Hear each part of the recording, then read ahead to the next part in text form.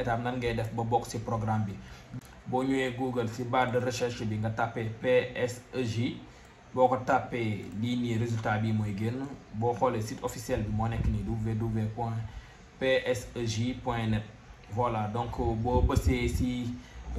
premier lien bi nii moom moo lay yóbbu ci site bi directement. donc site bi moo nekk nii comme ni ngeen ko gisee. voilà donc bépp information boo leen bëgg am ci programme bi donc boo leen duggee ci site bi di ngeen ko gis. donc site bi loolu kese moo ko tax a jug tamit comme di ngeen ko gisee 14 lauréats maanaam partout au Sénégal dañuy former nit ñi, que ce soit ici au Sénégal en dehors du Sénégal. boo xoolee aussi que PSEJ formé na plus de 3000 personnes, plus de 3000 jeunes formé na leen, et plus de 500 entreprises tamit créé na ko depuis 2015. donc entreprise yi nii mu créé du lenn lu dul ay jeunes yoo xam ne que am nañ seen projet ñëwoon ci programme PSEJ bi. après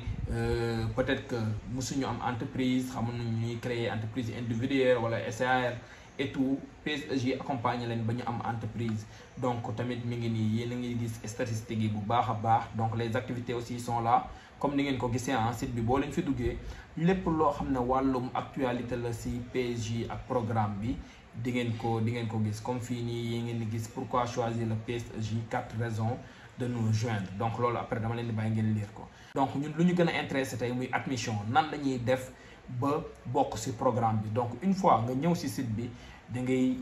bës formation nga glisser ba ci suuf nga bës admission. donc boo bësee admission page bi mooy ubbeeku. page bi bu ubbeeku buñ lay wax exactement formation bi nan lay demee. comme nu ma commencé ak vidéo bi yéen a gis tout pour le cycle classique. La sélection se déroule tous les ans et porte pour l'année 2023 sur les filières suivantes. donc filières yi moo am ren comme ni ma leen ko waxee woon: agriculture au sens large, TIC, énergie, santé, environnement. lu ci des dama leen di bàyyi ngeen lire ko. donc critères yuy tax ñu sélectionné la tamit mi ngi nii. donc site bi pour vidéo bi ba ñu gudd dama leen di bàyyi ngeen lire ko. donc boo leen ñëwee tamit ci page bii nii après boo leen wàcc ba suuf di ngeen gis formulaire de candidature. lii moo ci ëpp solo parce que lii mooy tax ngeen mën ci bokk officiellement. donc boo bësee ci formulaire de candidature, formulaire bii mooy génn. voilà donc formulaire bi bu génnee c'est des questions simples yoo xam ne dañ la koy laaj, genre que joxeel sa adresse email nga dugal sa adresse email. donc damay simuler rek juste pour ñu mën a jàll ci yeneen page yi. donc fii ñu ngi lay laaj fan nga xamee offre bi. donc par exemple bu fekkee ci mën ngeen ko xamee déjà mën ngeen cocher réseaux sociaux, wala ngeen xool fan moo tax nan ngeen xamee kii quoi. donc après ngeen bës suivant. boo leen bësee suivant ñu laaj leen góor ngeen wala jigéen. bu dee man la homme lay def nom nga bind sa nom Ndiaye par exemple. je vais mettre Ndiaye par exemple. prénom je mets El Hadj. damay bind sama tour rek xaw a simuler quoi, El Hadj Habib par exemple. donc fii nii ñu laaj la sa date de naissance nga bind juste damay bind date de naissance yi pour comment dirais-je, pour affaire bi mën a jàll ñu mën a jàll ci yeneen page. donc date de naissance yi yëpp damay créer benn date de naissance rek juste pour mën a jàll ci beneen étape. donc lieu de naissance mën naa def Dakar Dakar. donc sa nationalité, donc nationalité bi forcément tu dois être sénégalaise. donc programme bi sénégalais yi rek la concerné. donc moo tax ñu lay laaj fii sa nationalité. bis boo bindee non bool coché non doo bokk ci formation bi. te même bu fekkee ni nekkoo sénégalais nga coché wii après ñoom dinañ ko xam parce que am na yeneen papier yoo xam ne dinañ la ko laaj pour mën a am lu leen gën a leer ci sa statut. donc ban pays nga nekk, bu fekkee Sénégal nga nekk ci cos Sénégal. bu fekkee ni sénégalais nga mais nga nekk ci benn pays africain nga bës autre pays d'Afrique, wala fekkee France et ou autre part nga bës tamit le concerne. donc man Sénégal laa nekk, Sénégal laay bës. donc je suis à Dakar, dañuy wax ban raison nga nekk nga bës. après là tu mets ton numéro de téléphone. donc là j'ai mis mon numéro par exemple. après fii nii juste que dañuy soxla ñaari numéro comme ça bu ñu la wooyee ci benn numéro bi jotuñu la ñu mën la woo ci deuxième numéro bi. 350 40 65. donc j'en profite aussi pour ngeen mën a amaale samay numéro. voilà. effectuez-vous une pratique sportive ou culturelle ou artistique. donc yéen ay xool man bu dee man la waaw laay wax. donc participez-vous à des activités communautaires, maanaam est-ce que bokk nga ci ay association ay lépp loo xam ne wàllum social la quoi, est-ce que bokk nga ci. et tout donc bu dee man la wii lay def ah yéen tamit ku nekk tamit booy tontu tamit nga tontu rek wax dëgg te neex yàlla quoi parce que peut-être que après mën nañ la si laaj leen loo xam ne pour nga indi ko comme justification boo ko amulee daanu la. Combien de langues étrangères parlez-vous bu fekkee français kese nga dégg bësal 1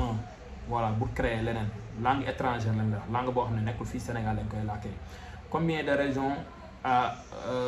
de régions du Sénégal avez-vous visité nombre de régions yoo xam ne que mës nga fa dem fan ak fan nga mës a dem si Sénégal bii nii ban région ak ban région nga mës a dem. voilà bu fekkee da nga dem Tambacounda dem Ziguinchor dem Thiès mën nga bind bés 3 bu fekkee si 4 régions nga dem mën nga bés tamit bii entre 3 et 5 bi voilà donc lii nii amul dara lu jaabul na. Combien de pays étrangers avez-vous déjà visité bu fekkee mosoo génn Sénégal bësal 0 boo mosee génn Sénégal nga bës le nombre de fois bi nga génn Sénégal et yan dëkk nga si dem par exemple bu dee man la mën naa bës 3 à 4 pays yoo xam ne que teg naa fa sama tànk. Donc disposez-vous d'un ordinateur personnel bu fekkee am nga ordinateur nga bës oui et en général formation bi da ngay soxla ordinateur très sincèrement parce que wax nañ leen formation bi à distance la et en ligne donc am na ay yenn yoo xam ne que en ligne nga koy defee donc forcément tu dois avoir un ordinateur parce que des fois man si laa bokkoon comme ni ma leen ko waxee woon des fois day am ay lauréats yoo xam ne dañuy dem ba si biir ne man awma ordinateur j'ai un problème de connexion or que avant ngay inscrire laaj nañ la ko laaj nañ la est-ce que am nga ordinateur nga ne waaw laaj nañ la est-ce que am nga internet bu doy nga ne waaw donc loolu munoo dem si digg formation bi di réclamer wu ne am naa lii awma lii ak yooyu noonu donc fii nii da ngay répondre te dëgg neex yàlla bu fekkee amoo ordinateur nga ne bind ma awma ordinateur de telle sorte que formation bu commencé ngay kaas si wàllum boobu nga mën a wax ah man de bu ma doon inscrire waxal naa ni awma voilà donc ñu avancé accès internet mooy comme lu ma doon wax nga bës oui et c'est essentiel c'est essentiel pour nga am ko sax pour mën a bokk à ce que je pense voilà êtes-vous porteur d'un handicap voilà est-ce que da nga am lu wàññeeku si yow ak genre yooyu noonu quoi est-ce que doo handicapé et tout voilà fekkee amoo benn handicap nga bind aucun après nga bësaat suivant je pense que yéen a ngi di suivre bu baax ba bësee suivant nga toog xaar tuuti mu téléchargé waaw sama connexion bi dafa xaw a yéex voilà donc ñu ngi xaar mu chargé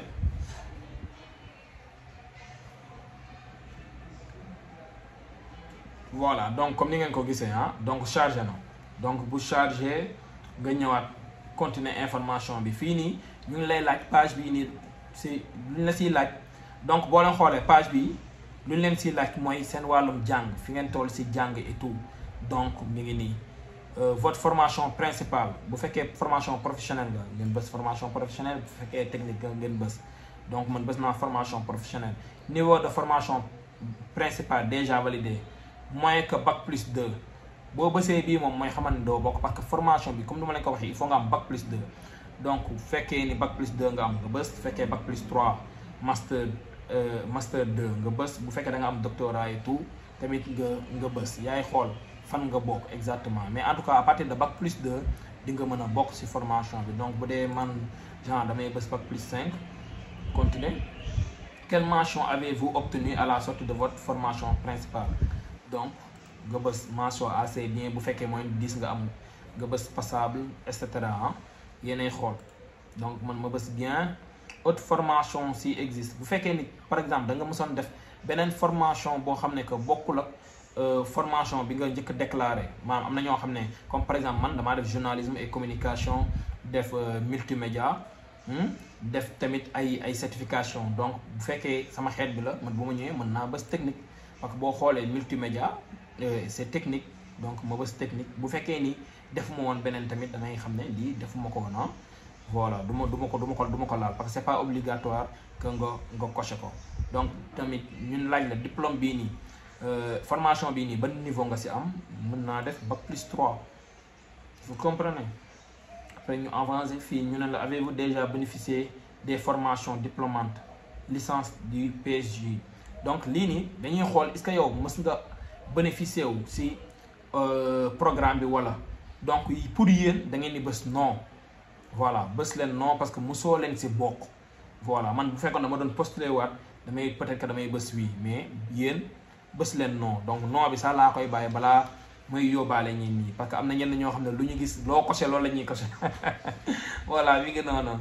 séeréer yeeg joolaay noonu la ñuy def quoi loo coché ñu coché ko voilà donc fii nii da ngeen def non avez-vous déjà bénéficié des formations diplômantes du PSJ bës leen non parce que mosoo leen bokk ci programme bi ngeen bësaat suivant xaar beneen page chargé wu page bi bu chargé wu lu mu lay laaj c'est très clair ah c'est très clair vidéo bi sax mënoon naa ko yamale fii dañ lay laaj est-ce que da ngay am fi ngay liggéeyee wala est-ce que entrepreneur nga maanaam travailleur indépendant est-ce que étudiant nga est-ce que da nga jàng bu pare te amoo liggéey est-ce que da nga retraité voilà lii yëpp dañ la koy laaj donc bu fekkee étudiant nga parce que xam naa ne étudiants yi ñuy ëpp peut-être que lu ñuy postulé aussi lii mën nga bës étudiant fii bu fekkee ni entrepreneur nga mais quand même am nga bac+2 nga bës entrepreneur bu fekkee tamit gis nga dañ la may sax possibilité pour nga cocher lu bëri donc mën nga def étudiant bës entrepreneur maanaam étudiant boo xam ne am nga bac+2 mais peut-être que yaa ngi développé benn projet à côté nga def lii nii bu fekkee salarié nga tamit nga cocher salarié donc fii yaay xool looy cocher donc ñu avancer man damay bàyyi étudiant pour nit ñi gën a mën a comprendre avez-vous déjà effectué des stages bu fekkee mas nga def stage nga bës oui une fois ou bien oui plusieurs fois bu fekkee mosoo ko def nga bës non voilà donc si vous avez si oui bu fekkee par exemple damaa defoon oui ñu laaj la exactement kii nii stage yi nii nga def est-ce que c'était obligatoire parce que am na ay écoles yoo xam ne boo fay jàngee stage c'est obligatoire nga def ko voilà bu fekkee dafa obligatoire oon nga bës tontu boo xam ne que moo dëppoo ak luñ la laaj fii nii ah man mën naa def non aucun n'était obligatoire fii ñu laaj la ne si oui sa durée stage maanaam bi nga doon def stage durée stage bi ñaata la woon nga xool tamit lu dëppoo ak stage bi nga def bu fekkee tamit mosoo def stage lii nii concerné wu la voilà bu fekkee lii man nii mën naa def nii parce que damaa coché woon ci kaw bu fekkoon par exemple fii damaa defoon non jamais mosuma def stage donc lii nii yëpp sama yoon neew si dama koy bàyyi nii et amul lu obligatoire nekkul lii nii nekkul ay questions yoo xam ne obligatoirement da nga ko war a tontu voilà réponse yi nga war a tontu obligatoire mooy yu am kii bii nii lu mu tudd kii bu xonk bii nii ah voilà damaa fàtte tur ba donc ñu def suivant donc fii nii ñu ngi lay laaj exactement ban programme nga bëgg suivre lañ lay laaj fii nii donc yaa xam si wàllum agriculture élevage pêche aquaculture agro industrie agroalimentaire nga xool bu fekkee moo la gënal moom ngay bës bu fekkee wàllum digital mooy technologie d'information et de la communication nga bës bu fekkee wàllum énergie la bu fekkee wàllum santé wala wàllum environnement yaay xool fu la neex nga dugg ba man moom année bii bu ma doon postuler waat fii nii lay dugg quoi très sincèrement waaw parce que damaa bëgg a dem bayi quoi voilà donc quel est le contenu de l'objet de votre projet donc c'est assez clair nga wax sa projet exactement si lan lay wax donc fii nii tamit réponse bii nii c'est obligatoire voilà c'est obligatoire da nga war a dugal benn réponse yaa xam looy dugal man damay bind nii juste pour mën a jàll à l'étape suivante fii ñu ne la quel est le type de projet maanaam création pure formalisation d'une activité existante diversification reprise d'une activité existante c'est juste une idée de projet pour le moment je ne sais pas donc nga xool lan moo gën a approprié réponse bu gën a approprié ak ce type de projet nga coché ko ah voilà donc man damay coché par exemple formalisation voilà donc en tout cas ça ne veut pas dire que yéen fii ngeen war a coché nag ku nekk fi nga war a coché te yéen a ko gën a xam. êtes-vous seul ou plusieurs dans votre projet donc yaay xool est-ce que yow kese yow yaa nekk ci projet bi wala est-ce que da nga am ay associés wala boo xamagul tamit nga wax voilà donc da ngay coché rek ah donc tamit boo xoolee fii nii dañ la ne quelle est la nature des activités de votre projet nga bës nature bu mu doon. voilà bu doon man la vu que man dama choisiroon agriculture et tout donc man fii nii lay bës bu fekkee ni peut-être que da nga bëggoon créer benn entreprise boo xam ne ay service digital lay def wala service communication wala et cetera yaa xam bu boobaa service ngay bës ou bien bu fekkee ni li nga bëgg def nekkul ci liste bii nii nga bës autre boo ci xamagul dara nga bës je ne sais pas donc fii nii tamit ñu ngi lay laaj exactement ban région nga bëgg defee sa activité wala ci yan région nga ko bëgg a defee donc bu dee man damay bis Dakar ba Ziguinchor ba Saint-Louis voilà donc et hors du Sénégal donc ku nekk yaay xool say activité am na ñenn ñoo xam ne moom seen activité Dakar rek la ñu war a yem bu ñu créer nañu bës coché Dakar kese voilà donc mi ngi noonu ah voilà donc après nga avancer quelle est votre clientèle cible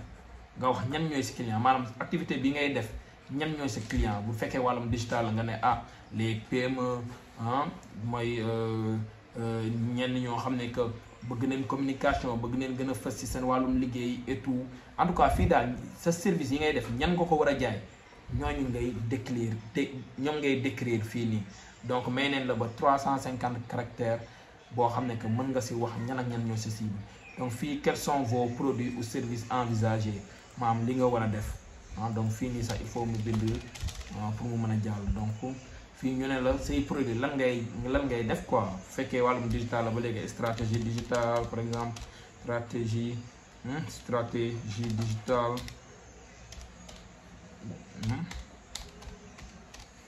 yaa xam après nga def photo et vidéo etc quoi c'est juste pour vous donner des exemples donc fii dañ leen ne vos produits ou services vous semblent-ils innovants si c'est le cas vous cliquez sur oui voilà bu fekkee ni tamit c'est non vous mettez non voilà donc fii nii tamit c'est une autre question si oui qu'est-ce qui détermine le caractère innovant de votre projet donc vu que indi nañ la question bii nii tamit donc sûrement ñoom dañu bëgg nga cliquer oui wax ñu tamit sa projet lan moo si lu bees li nga indi lan moo si am te amul si yeneen projet lan moo tax bu ñu waree choisir ay projet boole si sa projet donc loolu noonu ngay démontrer fii nii voilà donc boo ko prêt je vais juste faire comme ça quel est l'état d'avancement de votre projet réflexion bu fekkee ni sa projet si xalaat la toll nga bës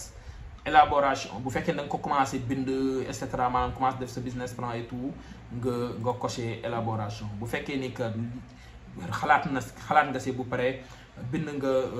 business plan bi et tout ba commencé ko dérouler nga bës mise en œuvre voilà donc avez-vous déjà rédigé votre business plan voilà bu fekkee oui la tu mets oui totalement ou bien en cours et je vous conseille en cours voilà élaboration aussi tout dépend si seen projet fi ngeen si toll dans tous les cas daal booy remplir bur fen waxal dëgg avez-vous une expérience professionnelle dans le secteur de votre projet waaw nga tontu ko si oui quel qualificatif décrit le plus cette expérience nga bës réussi wala yaa xool li ngay bës envisagez-vous de créer des emplois dans le cadre de votre projet vous mettez directement oui à combien estimez-vous raisonnablement le nombre d'emplois créés par votre projet dans 3 ans voilà donc fii nii ñu ngi lay laaj ban statut juridique nga bëgg sa entreprise am donc yaay xool bu la si neex nga coché ko donc man coché naa SAR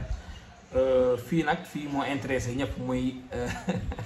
muy financement bi donc ñaata nga bëgg ñu financer la sa projet bu fekkee sa projet c'est moins de 2 millions nga coché fii nii bu fekkee nii c'est entre 2 et 5 millions nga coché donc mën nga coché ba nekk sa projet soxla nga si plus de 50 millions pour mën ko développer yaay xool li nga sa projet ak lan la tollool nga bës possibilité de financement nga am financement ak possibilité de financement bokkul c'est à retenir donc loolu noonu moom dama leen si wax lu leer possibilité de financement tout dépend de votre projet seen projet lan la mën a apporter et tout dépend de ça voilà parce que mënuñu financer ñëpp mais quand même sa projet si c'est vraiment convaincant machallah inchallah que mën nga si jëlee financement quoi voilà donc mi ngi noonu et combien estimez-vous éventuellement personnel maanaam seen apport personnel à combien estimez-vous votre éventuel apport personnel maanaam yéen bu fekkee sa projet 2 millions la par exemple yow sa bopp ñaata nga mën a indi comme apport voilà donc tamit foofu noonu lu ma leen di préciser la plupart sa projet moom bu fekkee ne yaa ko moom au minimum di nga indi 10% du budget moom yaa ko war a génne voilà wala même 20% du budget da nga ko war a génne bu fekkee 2 millions nga soxla jàppal ni que 200 000 yi si yow la war a da nga war a jël 200 000 ni man de lii laa am 10% si sama lu ma soxla mi ngi nii bu fekkee ni 20% 400 000 400 000 mi ngi nii donc loolu lañ la laaj fii nii yow si sa projet bi 2 millions la ñaata nga mën a indi 10 millions ñaata pour cent nga mën a indi pour ñu xool ñoom lan lañ la siy tegal pour nga mën a réaliser ce projet. Disposez-vous d'un compte bancaire personnel. Bu fekkee am nga compte bancaire personnel nga bës oui, boo ko amul nga bës non. Donc disposez-vous d'un compte bancaire pour votre projet ou votre activité en cours. Bu fekkee entreprise nga am comment dirais-je compte bancaire d'entreprise nga bës oui, boo ko amulee nga bës non. Avez-vous le soutien d'un organisme de financement pour votre projet? Yéen la concerné tamit ngeen répondre comme il faut. Estimez-vous si oui, à combien estimez-vous leurs apports? Donc fii que fii bës naa non, donc fii nii jarul mu koy laal. Allez-vous louer un local professionnel ou commercial? Bu fekkee ni que sa projet dafa itteewoo que da nga war a louer fenn foo xam ne da nga fa war a nekk et tout, da nga koy cocher nga cocher oui. Et aussi ma leen rappeler PSEJ day regrouper tamit ay entrepreneurs def leen ci ay locaux yoo xam ne que yu mucc ayib ngeen mën a dérouler seen programme. Loolu tamit PSEJ am nga possibilité boobu noonu biir PSEJ. En quoi votre projet peut se différencier des autres projets? Vous répondez. En quoi pourrez-vous distinguer des autres créateurs d'entreprise? Voilà, donc lii yëpp c'est des questions-réponses. Questions-réponses. Fii nii, quelle sera votre disponibilité pour suivre la formation? Mettez temps plein. Mettez temps plein, c'est simple. Voilà. Avec le PSEJ, vous souhaiterez bénéficier d'une formation, d'un accompagnement technique, d'un financement, d'un accompagnement financier. Vous cochez les trois. Cochez directement les trois. Avez-vous une expérience de création d'entreprise? C'est à vous de répondre. Hein? Voilà. Vous répondez si oui. Domaine d'activité, vous répondez aussi. Là aussi, vous répondez. Si oui, cette entreprise existe-t-il toujours? C'est à vous de répondre à ces questions-là. Donc, une fois que vous répondez à toutes ces questions-là, ce que vous faites, bës envoi. Donc lu ma fi bind nii yëpp xam nga dama ko doon kii rek moo tax mënuma bës envoi, mais une fois nga bës envoyé waa PSEJ dinañ la contacter par email wax la lan ak lan nga war a def. Date limite bi c'est le 10 décembre mi ngi nii ah, date limite bi 10 décembre 2022. Bu date bi passé à partir du 15 décembre ñu wax ñan ñooy bokk, ñan la ñu sélectionné. Voilà, donc après cela aussi am na inscription administrative, c'est à partir du 15 décembre